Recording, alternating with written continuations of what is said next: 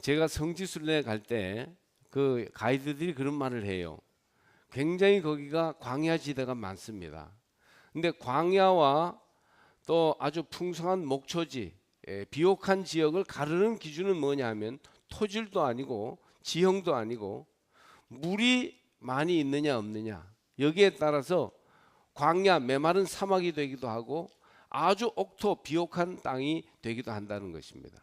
그러니까 물이 많으면 식물들을 자라게 하고 풍성한 꽃이 피고 열매를 맺게 하고, 물이 없으면 메마른 광야, 사막, 생명이 자라지 못하는 땅이 되고 만다는 것입니다. 저는 그 성지의 얘기를 들으면서 우리들의 삶에 감사가 그와 같은 것이 아닐까 생각을 해보았어요. 감사가 많은 삶은 기쁨이 있는 삶, 풍요롭고 행복한 삶이 될 수 있지만, 감사가 사라진 삶은 메마르고 사막 같은 죽음이 있는 땅이 되고 마는 것이다, 그렇게 생각합니다. 사랑하는 삼척제일교회 성도 여러분, 여러분의 마음속에, 생활 속에 하나님을 향한 감사를 회복하시기를 바랍니다. 또한 남편은 아내에게, 아내는 남편에게, 부모는 자녀에게, 자녀는 부모에게, 형제들끼리 서로 감사를 회복하는 가정들이 다 되시기를 주의 이름으로 축복합니다. 우리 교회는 감사가 충만한 교회 되기를 간절히 바랍니다. 행복은 언제나 감사의 문으로 들어오고 불평의 문으로 나간다는 서양 속담이 있습니다. 프란시스 셰퍼는 라브리 공동체의 창시자인데 인류의 첫 번째 불행은 감사를 잃은 때문이다, 그렇게 말했어요. 인류의 시조 아담과 하와는 에덴 동산에서 온갖 행복을 누리면서도 감사할 줄 몰랐기에 타락하였고 결국 낙원을 잃어버렸어요. 모든 것을 다 갖추어 놓은 환희의 정원에서도 감사하는 마음이 없었던 까닭에 없는 한 가지를 더 가지려다가 하나님을 배반하고 낙원에서 쫓겨난 겁니다. 그래서 결과적으로 땅은 가시를 내고 숲은 엉겅퀴로 덮였다고 성경은 증언합니다. 감사가 없는 연고예요. 추수감사절은 미국 대륙에 가서 정착한 청교도들이 첫 해에 농사를 지어놓고 11월 셋째 목요일에 하나님께 감사드린 절기를 두고두고 기념하는 절기입니다. 미국이란 나라는 이 땡스기빙 데이, 추수감사절을 국경일로 지킵니다. 그리고 기회만 있으면 땡큐 땡큐, 감사를 표현하는 그런 나라예요. 아마 그것이 미국을 세계의 강대국으로 세우는 중요한 비결이 아닐까 생각합니다. 또 구약에 보면 이스라엘 민족은 맥주절, 유월절, 초막절 3대 절기를 지켰는데 이 중에 두 절기, 즉 맥주절과 수장절이라고도 하는 초막절이 바로 감사의 축제였음을 우리는 주목할 필요가 있습니다.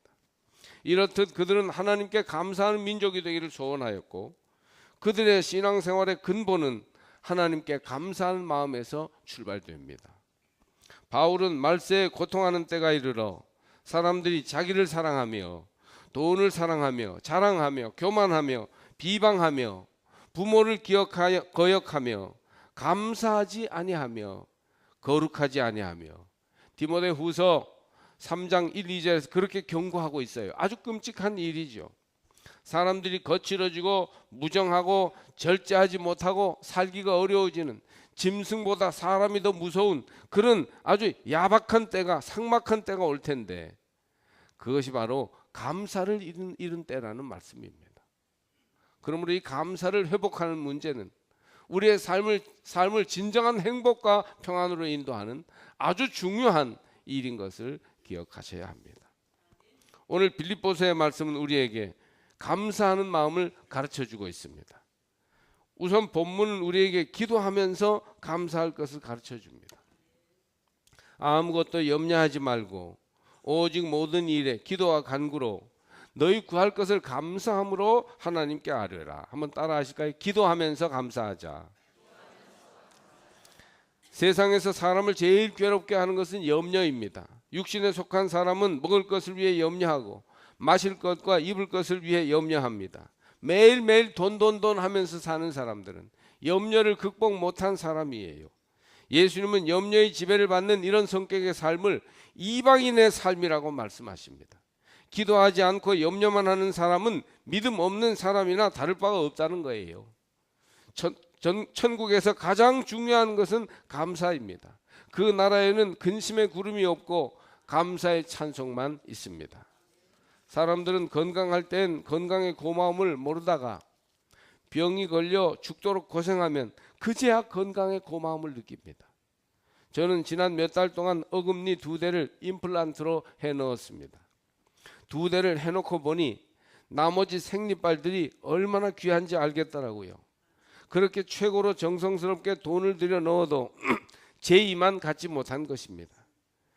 노인들은 청년들이 찬양하고 그리고 기뻐하면서 다니는 것을 보면 야, 좋을 때다, 좋을 때야 하면서 부러워합니다. 젊어서는 모르다가 늙어서 몸이 마음대로 되지 않으면 그때서야 젊음과 건강이 얼마나 고마운지 느끼는 겁니다.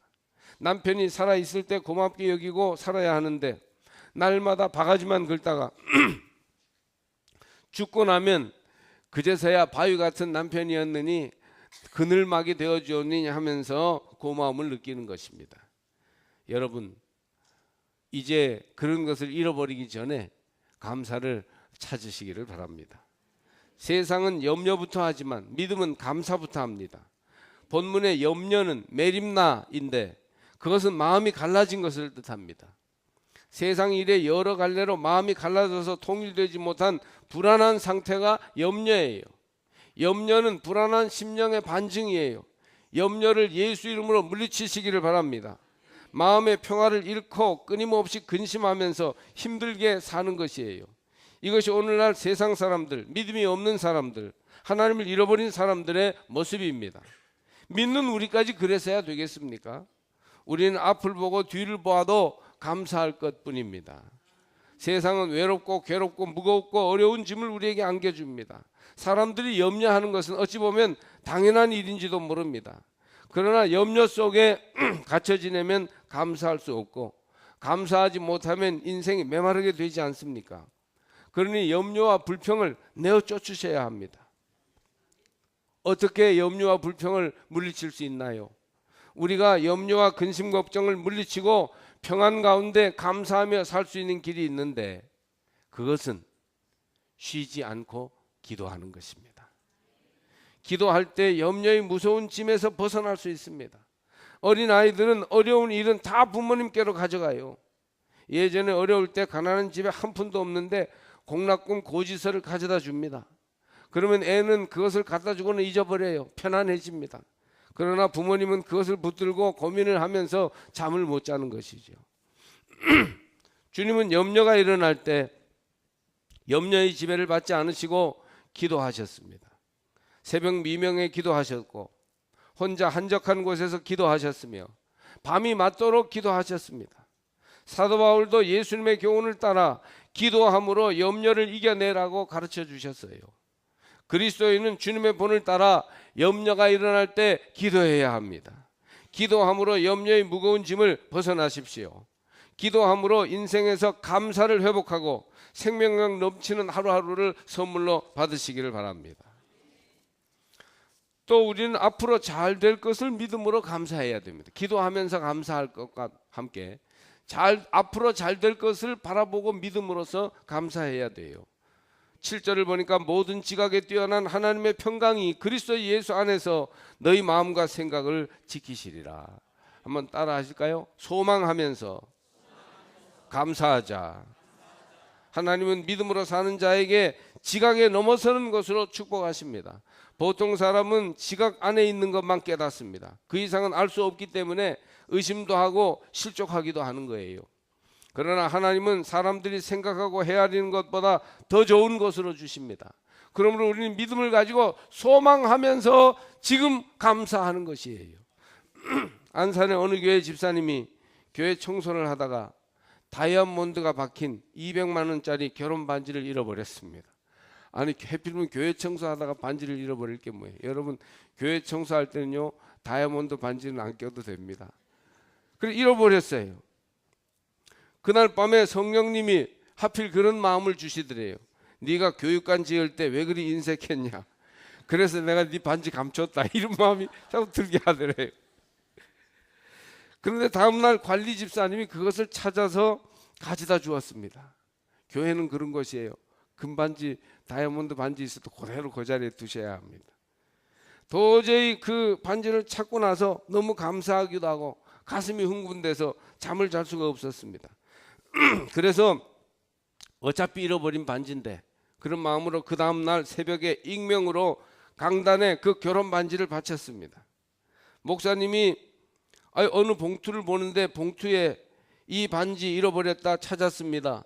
교육관 건축 때 못했는데 하나님이 감동하셔서 바칩니다. 그리고 반지를 바친 거예요. 그래서 목사님이 문득 반지 잃어버린 이야기를 들은 것 같아서 그 집사님에게 전화해서 물어보니까 그렇다는 겁니다. 다음 주에 이제 장로님들을 소집하고 그 반지를 내놓고 이 반지 헌물로 들어왔는데 경매합니다. 200만 원입니다. 금은방에 갔더니 150만 원밖에 안 준다 그러니 장로님들이 제 값에 사주시기 바랍니다. 그랬습니다. 그랬더니 장로님이 딴 데 쳐다보면서 다 딴청을 하시더래요. 아니 목사님, 새 것도 아닌 것을 누가 200만 원을 주고 사겠습니까? 하는 겁니다. 그런데 장로님 중에 한 분이 목사님, 남의 결혼 반지 안 삽니다. 대신 제가 하나님이 주신 복을 받았으니 1억을 헌금하겠습니다. 도로 갖다 주십시오. 그래서 목사님이 그 집사님을 불러 장로님이 1억에 사주시며 반지는 주인 돌려주라고 합니다. 그러자 집사님이 울면서 돌아가서 너무 감동해서 다음 주에 현금으로 200만 원을 하나님께 드렸습니다. 뭐 있어서 감사하는 게 아니죠. 소망 중에 이루어 주실 것을 믿음으로 지각에 넘어서는 하나님의 평강에 감사하는 것입니다. 여러분 너무 그렇게 염려하고 근심하면서 스스로를 괴롭히지 마세요. 오늘의 현실이 여기에서 끝나는 것이 아닙니다. 더 좋은 때는 아직 오지 않았어요. 하나님이 우리의 삶을 더 멋지게 아름답게 가꾸어 주시며 우리의 미래를 복 주실 것입니다. 그러므로 우리는 소망 중에 감사하는 하나님의 백성들이 되어야 하겠습니다. 우리는 구원을 받은 사람들이에요. 성도는 소망 중에 감사해야 됩니다. 현대인의 판단과 상상을 뛰어넘는 엄청난 일들이 하나님의 손 안에서 지금도 일어나고 있습니다. 해는 서산으로 지나 곧 다시 동편으로 떠오르고 꽃은 이듬해 봄에 다시 피어나는 것이에요. 우리는 은총의 기적이 어느 인생의 모퉁이에서 일어날지 짐작도 하지 못합니다. 따라서 지각에 뛰어난 하나님의 평강이 우리의 삶을 지켜주심을 믿고 하나님의 능력을 의지하며 소망 중에 감사하고 사는 성도들이 되시기를 바랍니다. 어느 목사님이 자기 교인 가운데 어떤 남자를 보니까 예배 드리면서요 한 번도 웃지를 않더랍니다. 그렇게 웃기는 얘기, 재밌는 얘기를 목사님이 이곳저곳 찾아가지고 아주 원맨쇼 하듯이 얘기를 해도요 너무 엄숙하게 웃지를 않고 심각하게 이렇게 있더라는 겁니다. 그래서 감정이 없는 사람이구나 저분은 이렇게 생각했답니다.